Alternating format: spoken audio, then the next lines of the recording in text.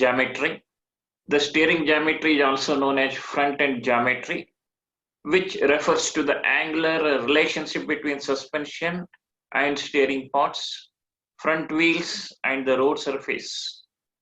Because of alignment deals with the angles and which affects the steering, the method of describing the alignment measurements are called steering geometry. There are 5 steering geometry angles in practice.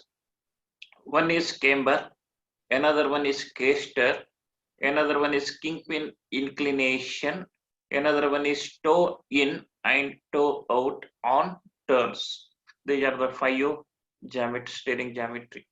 And the advantages of having the proper wheel alignment, this is very important to have a better steering, to have a better road grip as far as the wheels are concerned on the road. The proper wheel alignment provides the directional stability during straight ahead position. Proper wheel alignment provides perfect rolling condition on steering. Wheel alignment provides recovery after completing the turn. These are the advantages what we are going to have. And as far as the camber or camber angle is concerned, you can see the figure to the right. Okay, so camber angle, I'll put the cursor here. You can see here. This is called the camber angle.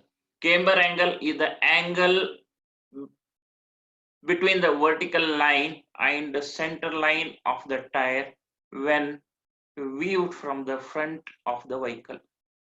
Camber angle is positive when wheels are further apart at top than at the bottom.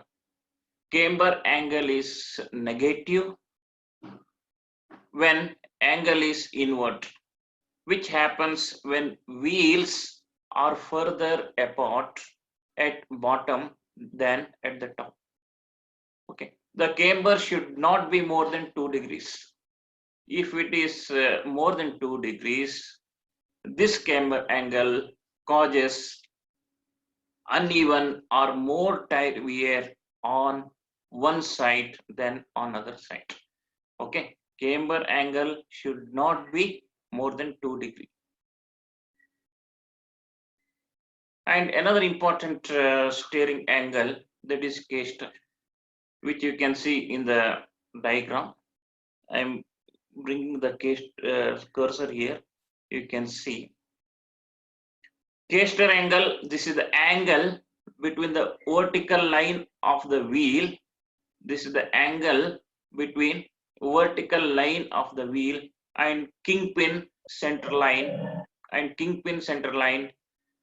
in the wheel plane when it is looked from the side, when it is seen from the side. And here also we have 2 CASTOR angles. One is positive CASTOR angle and negative CASTOR angle. Always positive CASTOR angle is advantageous. The positive CASTOR increases the directional stability, and straight line tracking also improved by having positive CASTOR. Negative CASTOR, if the CASTOR is having negative, then the directional stability is poor and unstable. It causes wheel shimming. Shimming means it causes wheel vibrations and wear of the front tires. Okay, always positive CASTOR, it is advantageous side, which increases the directional stability and also provides straight line tracking, which is improved. Whereas in negative CASTOR, directional stability is poor and unstable, which causes the wheel vibrations and wear of the front tires. Kingpin inclination. You can see I'm bringing the cursor here. This is called the kingpin inclination angle. Kingpin inclination, it is the angle between kingpin center line and vertical line of the tire when seen from the front of the vehicle. Kingpin inclination, it is the angle between kingpin center line and vertical line when seen from the front of the vehicle. Okay, this kingpin inclination is also called steering axle inclination. Kingpin inclination and CASTOR angle. See, kingpin inclination and CASTOR angle are used to improve the directional stability in cars. Okay, and kingpin inclination also used to reduce the steering effect when steering is stationary. Kingpin inclination also reduces the wear of tire. Okay, the kingpin inclination generally varies 4 to 8 degrees in modern cars. Kingpin inclination, it is in the range of 4 to 8 degree in modern cars. And toe in and toe out. Toe in and toe out. Toe in, this can be contrasted with steer, which is anti-symmetric angle when both the wheels are pointing to the left or to the right compared to parallel. Okay, here also we are going to have two toe. One is toe in, it is also called positive toe. Positive toe or toe in is the front of the wheel pointing in towards the center line of the vehicle. Positive toe or toe in is the front of the wheel pointing in towards the center line of the vehicle. Negative toe or toe out. Negative toe or toe out, this is the front of the wheel pointing away from the center line of the vehicle. Negative toe or toe out is the front of the wheel pointing away from the center line of the vehicle. Okay, generally the toe in, it should not exceed more than 3 millimeters. Toe in should not exceed more than, you can see here, toe in.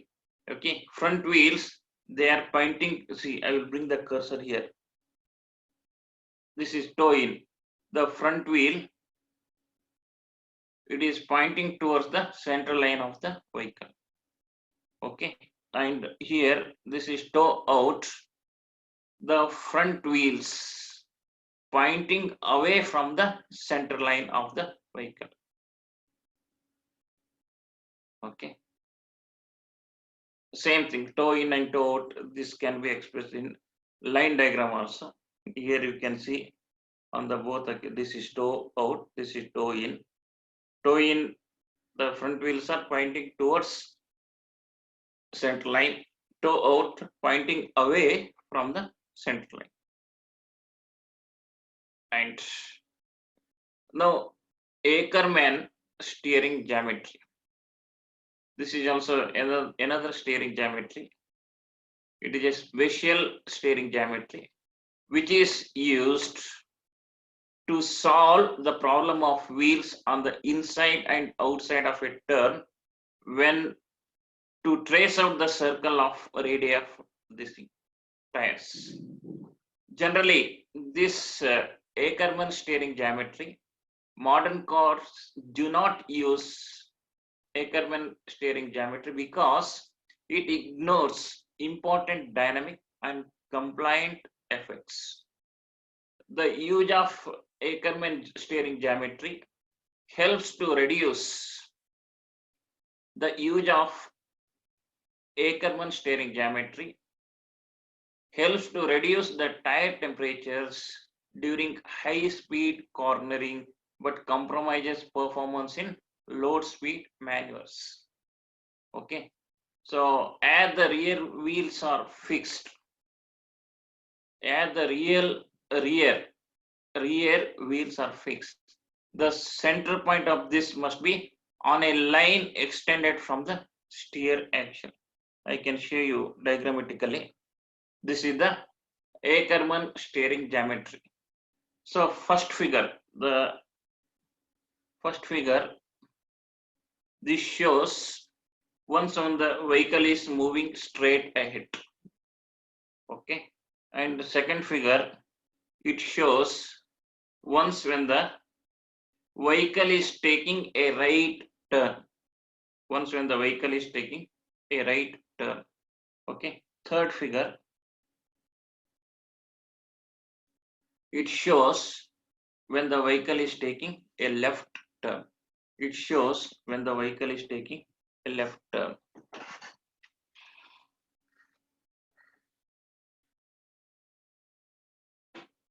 And now we should discuss about some of the another important topic today, that is suspension system. What is suspension system? The suspension system we can describe, this is the ability of vehicles to negotiate rough roads and handle well at high speeds, mainly due to proper design of suspension system. See, if the axles are bolted directly to the vehicle body, if the axles are directly bolted to the axle body, any uneven spot in the road, what do you mean by uneven spot? Any bumps or the holes is called uneven spot. Any uneven spot in the road would transmit adjoining force to the vehicle body, which in turn results in discomfort for driver as well as the occupants of the vehicle. Hence, the automobile, you see almost all the vehicles without suspension, no vehicles are running because it gives a discomfort for driver as well as occupants. Okay. Hence, the always we can find the automobile chassis is mounted on the axle through springs. Always we can notice, you can, if you are having vehicle, you can see, okay, the axle and the automobile body are separated with a this thing component called springs. Okay, so this is done to isolate the shocks on the vehicle body from the road. Okay, what is the automobile body and axle are connected through the springs. This arrangement is done to isolate shocks on the vehicle from the road. The parts which perform, the parts are the components which perform the function of isolating the vehicle from the road shocks are called suspension system. Again, I will repeat, the components are the parts which perform the function of isolating the vehicle from road shocks are called suspension system. Suspension, see, suspension is the term given to the system of springs, shock absorbers and linkages that connects vehicle to its wheels. Always the vehicle body and the wheels are connected with the components like springs, shock absorbers and linkages. Okay, so suspension system protects the vehicle itself and any cargo luggage from damage of wear. What are the objectives of suspension system? What are the objectives of suspension system? The main objective of suspension system is to prevent the road shocks from being transmitted to the vehicle parts, thereby providing suitable riding and cushioning effect to the occupants. Okay, so the main objective of the suspension system is to prevent the road shocks from being transmitted to the vehicle parts, thereby providing suitable riding and cushioning effect to the occupants. And suspension system also reduces tire wear. Suspension system keep the vehicle stable while in motion, providing a good road holding during driving, cornering, and braking. While the vehicle is taking a cornering or braking, during this duration, the tire will have a good road grip. This is provided by the suspension system. And another objective of suspension system is suspension system provides safe vehicle control and free of irritating vibrations. Okay, free of irritating vibrations. And before we see the different suspension system, we should see the important components of the suspension system. The control arm, you can see the figure to the right, you can see the control arm figure to the right. Control arm, see this I will show that this top, this one, and the cursor I'm bringing, this is called the control arm. Control arm, it is a movable lever that fastens the steering knuckle to the vehicle's body frame. And as well, another component at the second one, right figure, you can see steering knuckle. Steering knuckle provides a spindle or bearing support. Steering knuckle provides a spindle or bearing support for the wheel hub, bearing and wheel assembly. Bearing and wheel assembly. And another important component in suspension system is ball joints or swivel joints. Ball joints or swivel joints. You can see the figure to the right. The ball joints allow the control arm and the steering knuckle to move up and down and side to side. The ball joints allow control arm and steering knuckle to move up and down and side to side. And another component you can see to the bottom, the springs.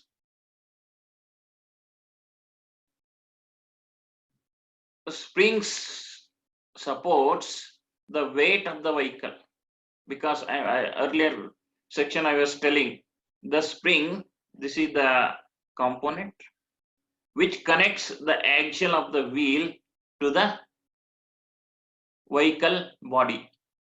Okay, springs support the weight of the vehicle, permits control arm and wheel to move up and down.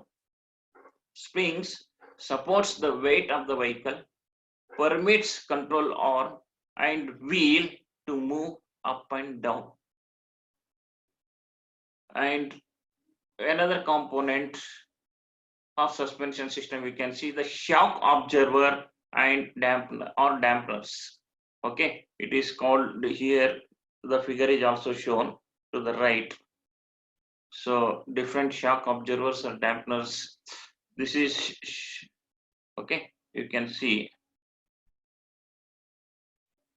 shock absorbers or dampeners keep the suspension from continuing to bounce after spring compression or extension. That means this shock absorbers will absorb the uneven shocks of the road, and this prevents these shocks entering into the vehicle body. And another important component you can see, the control or bushing. You can see the figure. It is called bushing. Bush you must have seen. It is a small this thing. Bush, these are the sleeves that allows the control arm to swing up and down on the frame. And there are two types of suspension systems. There are two types of suspension system. One is non-independent suspension. Another one is independent suspension system. Okay. One is non-independent suspension system. Another one is these are the two suspension systems which are used in practice. Non-independent suspension system has both a right and left wheel attached to the same solid axle, whereas independent suspension system allows each wheel on the same axle to move vertically independently of each other. You can see the figure. The top one is non-independent suspension system, first figure. Second figure is independent suspension system. You can see the suspension system. Okay, so top one is non-independent and second one is independent.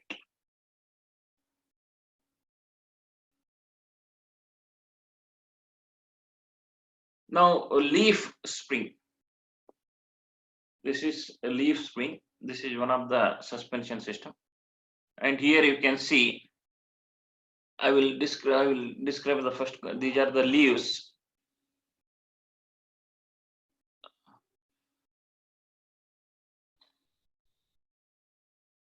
These are the leaves, and this is the spring hanger, U-bolt, and you can see shackle. This is one of the suspension system. Leaf springs are used in many early vehicles. The main advantage of leaf springs are the internal friction provides the damping. Okay, so it consists of a number of leaves, which is made up of steel, Okay, the internal friction between the leaves provides damping, and leaf springs provide a lateral location for axial, and leaf springs are heavy compared to other suspension systems, and leaf springs are prone to weaken over time as the time passes of operation of the vehicle. It is prone to weaken, and the application of leaf springs presently limited to the rear of some of the cars. This is all about leaf spring. Again, you can see the figure. Leaf spring, it consists of a number of leaves, okay, which are made up of steel, and leaf spring provide internal friction for dampening. It provides lateral location for action. This is heavy. As the operation of time increases, these springs are weakens as far as this component are concerned, and the application of leaf springs presently are limited to the rear of some of the cars. But before 1980s, all the vehicles used to have this kind of suspension system. Before 1980s. And coil spring. You can see the figure. Coil spring, the springs are of a coil shape, and you can look at the figure. This is the axle of the wheel, and these springs are connecting axle of the wheel to the vehicle body. Okay, now coil springs will provide little to internal damping, and the cost of coil spring is cheaper compared to leaf spring, and it is as we seen the leaf spring, it is heavy, and the size of this coil spring, it is compact, and these springs used in many suspension types. Coil spring is the most common type of spring used in almost all the present vehicles or modern vehicles. Okay, you can see this figure again. You concentrate on the figure. It consists of coil springs. Okay, these coil springs connects the axle of the wheel to the vehicle body, and will have little to no internal damping. The cost of this coil spring, it is cheaper compared with leaf spring, and it is compact inside, whereas we see the, what is this, leaf spring, it is heavy. And coil springs are used in many suspension systems. Coil springs are most common type of spring found in present vehicles or modern vehicles. Modern vehicles. And torsion bar, large spring rod. So we have seen leaf spring, we have seen coil spring, and this is another kind of spring. It is a long spring. One end of the spring is attached to the frame of the body vehicle, and other end to the lower control arm, which is placed above the axle. And up and down of the suspension system twist the torsion bar. You can see the torsion. I will show you the torsion bar. I'll bring the cursor here. This is the torsion bar. Okay. Up and down of the suspension system twist the torsion bar. Okay. Then torsion, it will then try to return to its original shape, moving the control arm to its original place after passing through the bump. After passing through the bump, you can see the figure. Okay. And another kind of this thing is spring is stabilizer bar. It is also called sway bar. You can see the figure of this is this. It is the shape of this this. Okay. Sway bars are used to keep the body from leaning excessively in sharp turns. Whenever the vehicle is taking a sharp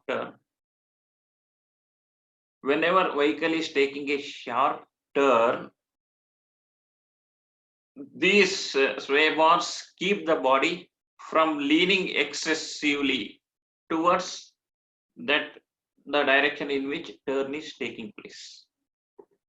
And these sway bars or stabilizer bars are fastened to the lower control arm, or connected to the lower control arm.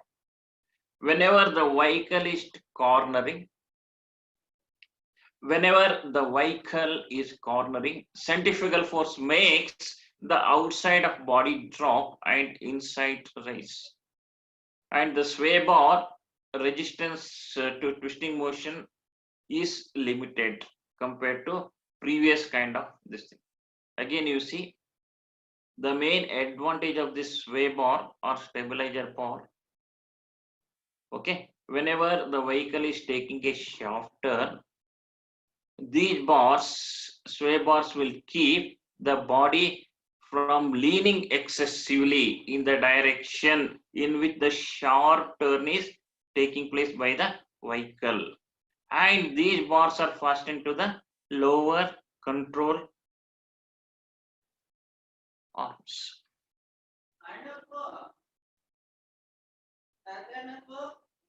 Now we should see shock observer. What are the shock? What is shock observer? And you can see these are the figure. These are made up of cast iron. Okay. Shock observer is a mechanical device designed to smooth out or damp shock impulse and dissipate kinetic energy.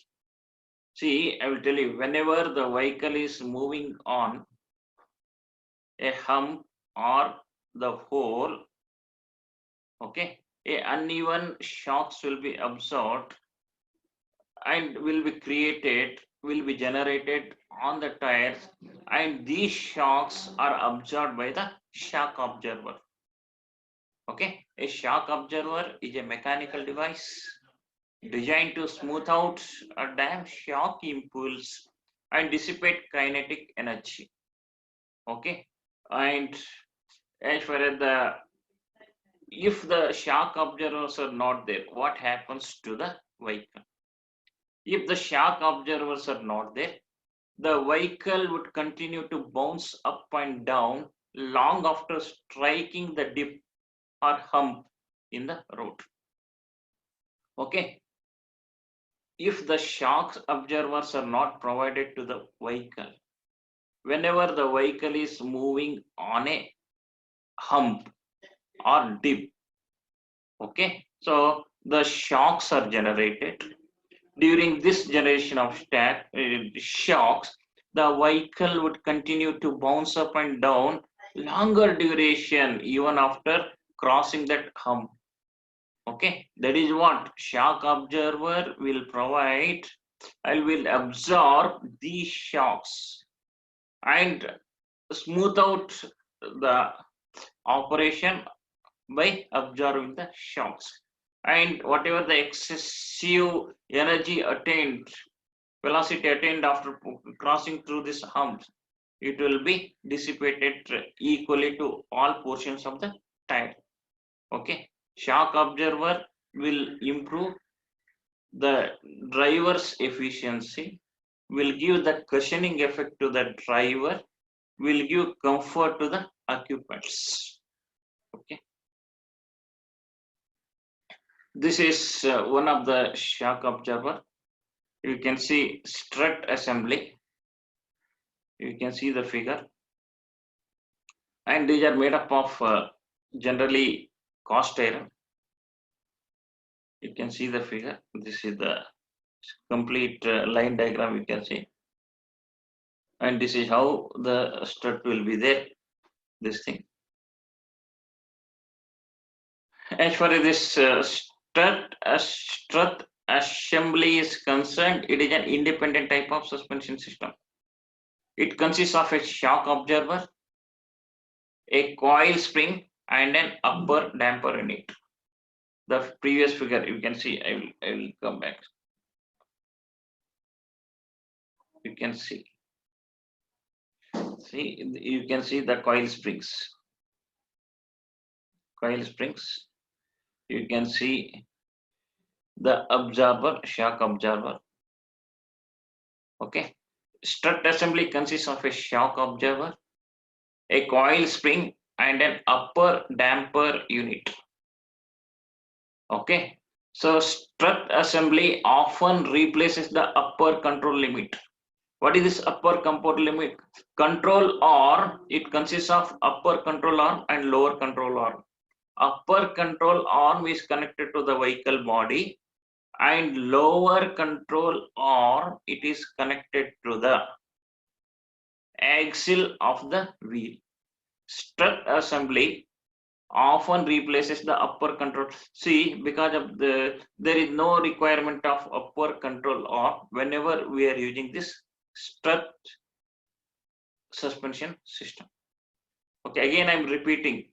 So control arm will have two arms. One is upper control arm, which connects to the vehicle body. Lower control arm, this is connected to the axle of the wheels.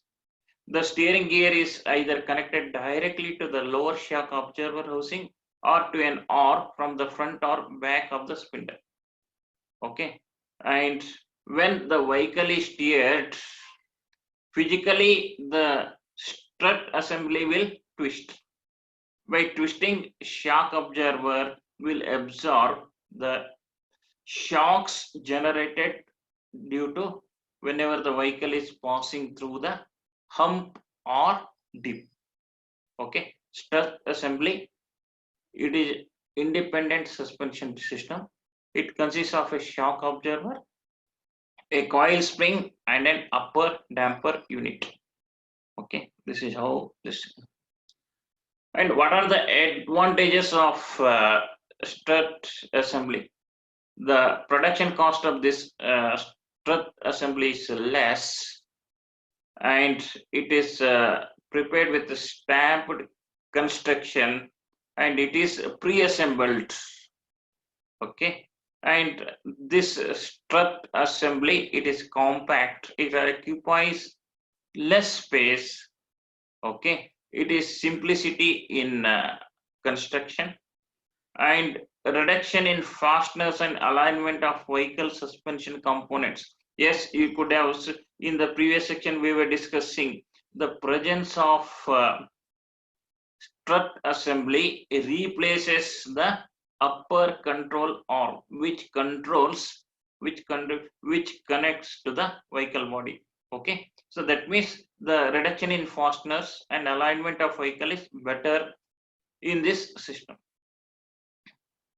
Now, another very important suspension system which is predominantly used in heavy duty vehicles, the air suspension system. You can see the figure. The air suspension system. It consists of a bellow. Okay, here a compressor unit is used, which is operated by electric motor, and this compressor will provide the high pressure air whereby it fills the bellows. Then what is this air suspension? Once again you see the figure, then you will have the idea about how it works. Air suspension is a type of vehicle suspension powered by an electric engine or electric motor, driven air pump or compressor. An air compressor is present, which is driven by an electric pump or electric motor.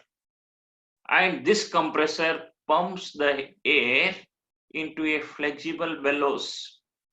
This compressor pumps the air into a flexible bellows, which is made up of textile reinforced rubber. The bellows which are used in air suspension system, these are made up of textile reinforced rubber. Okay, the compressor pumps the air into a flexible bellows, usually made from textile reinforced rubber. This in turn inflates the bellows. Now you can see the bellow is in the inflated position only in the figure, and raises the chassis from the axle whenever the shocks are generated when the vehicle is passing through the humps or dip. Once again you see the figure. It consists of a bellow. It consists of an air compressor which is driven by electric pump or electric motor. Okay, this is a suspension type which is powered by an electric engine or electric driven air pump which drive the compressor. This compressor pumps the air into a flexible bellows, usually made up of textile reinforced rubber. This in turn inflates the bellows and raises the chassis from the axle whenever the shocks are generated while the vehicle is passing through the humps or dip. Then we should see what are the advantages of using this air suspension system. Air suspension system maintain a constant frequency of vibration whether the vehicle is laden or unladen, means whether the vehicle is loaded or the less load.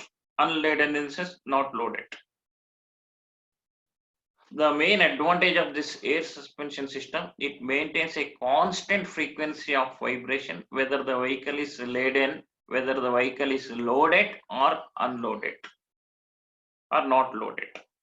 Okay, and it consists of a constant frame height is maintained in this suspension system. A constant frame height is maintained. Air suspension system helps to reduce the load while the vehicle is in motion. Air suspension system helps to reduce the load while the vehicle is in motion. Okay, air suspension system gives smooth and comfort ride of the vehicle, of the driver of the vehicle. Air suspension system gives smooth and comfort ride of the vehicle. The stiffness of the vehicle system increases with the increase in deflection. In air suspension system, the stiffness of the system, air suspension system, increases with the increase in deflection. Now we should see what are the common problems associated with air suspension system. Generally, this air suspension system, this is used in heavy duty vehicles. What are the common air suspension problems associated? The failure of airbag. The airbag will be there. The failure of airbag. As the age passes of the airbag or moisture within the air system that damages them from inside. And the failure of compressor. Sometimes the compressor may fail. The compressor failure may be due to leaking air springs or air struts. The compressor failure is mainly due to leaking of air springs or air struts. And the compressor burnout may also happen. The compressor burnout may also be caused by moisture from within the airstream coming into contact with electrical parts or electronic parts. Okay, whenever the atmospheric air is taken in the compressor, which consists of some moisture. If the moisture level continuously increases, once when it comes in contact with electronic parts, thereby the compressor burnout may happen. The compressor burnout may happen. Sometimes the dryer failure may also happen. The main function of this dryer in air suspension system is dryer remove the moisture from the air system. Once the air moisture becomes saturated in the dryer, and the dryer may not function properly after saturation of moisture content in the dryer. Okay, this may happen after some after the 2000 or 3000 kilometer use of the vehicle. The dryer failure may happen. Once when the dryer failure happens, this dryer can be replaced. And another suspension system, you can see the traverse suspension system. You can see the figure. This is another suspension system. Okay, so you can see. So this is the suspension system. The cursor is there. Okay, so this you can see upper control arm. This you can see, this is the lower control arm. Lower control arm, it connects the axle of the vehicle. Upper control arm, it is connected to the vehicle body. This is the red portion you can see. This is also made up of cast iron. This is called traverse suspension system. Traverse suspension system. Again, you see the figure.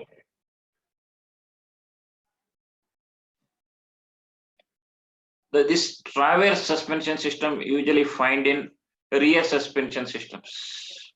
Okay, so traverse suspension system combines independent double wishbone suspension system with a leaf spring. You can see here. So here leaf springs will be there inside. Okay. Traverse suspension system, it combines independent double wishbone suspension with a leaf spring. Leaf springs will be there. Okay. And traverse suspension system involves one leaf spring, only one leaf spring mounted across the vehicle, connected at each end of the lower wishbone. Lower wishbone in the sense to the axle of the wheel. The center of the spring is connected to the front subframe of the middle of the car. So middle of the car, it is connected. Okay. So in this traverse suspension system, there are two shock absorbers. Mounted on one each of the lower axle wishbones. And now we should see how it is a kind of checking whether the absorber or suspension system, it is working properly or not working properly. There are some tests should be made. Even these tests can be made by ourselves. No need to go to the mechanic. No need to go to the mechanic. Okay, you can see the first test, it is called the bounce test. The figure, you are seeing the figure here. Okay, push down on one corner of the vehicle's body. The see his hands are there on one side of the vehicle.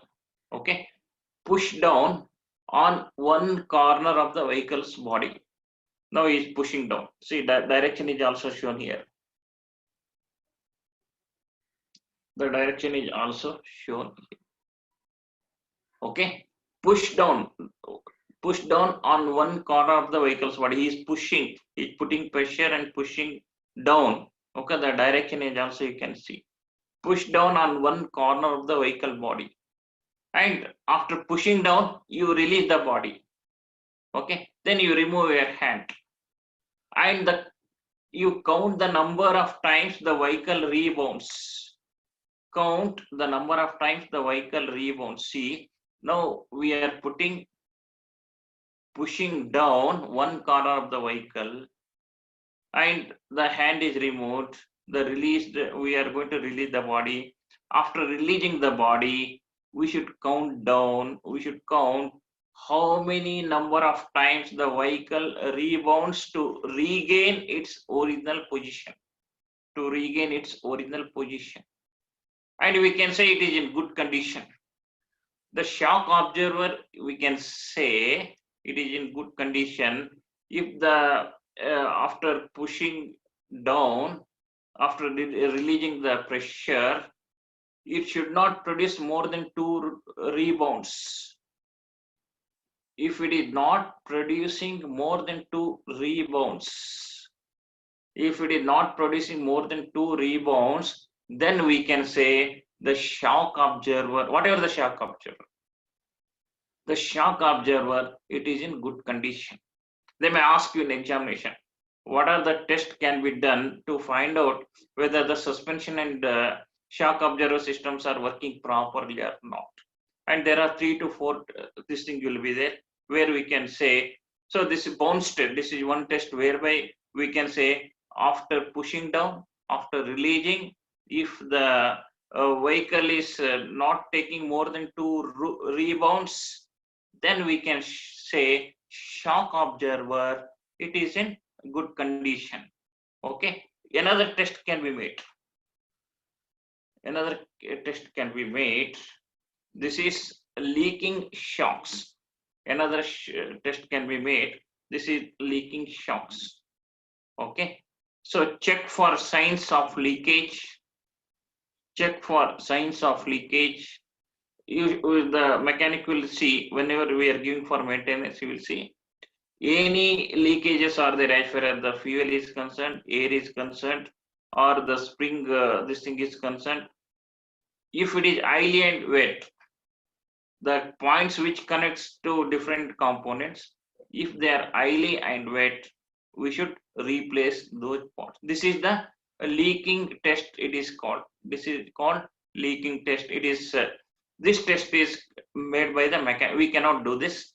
The first one, bounce test, we can do this. This can be done by mechanic. We can also do it, but they are specialized for it. They will do better way, and they can say whether the parts can be replaced or not replaced. We should see whether the ball joints which are used in suspension system, whether they are working properly or not, whether they can be replaced after certain duration of operation of the vehicle. See, if the spring on the lower control arm,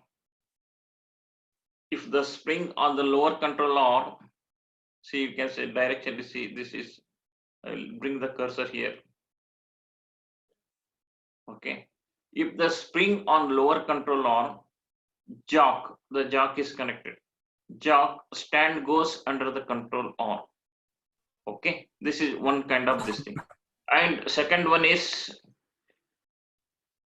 if the spring on upper control arm, this is, I am bringing the cursor here. If the spring, the cursor you can, if the spring on the upper control arm, jock stand goes under the frame. If any play, if any vibrations we can notice, then we have to replace the ball joints. If no vibrations under these tests, we can say the ball joints which are used in suspension system, they are working properly.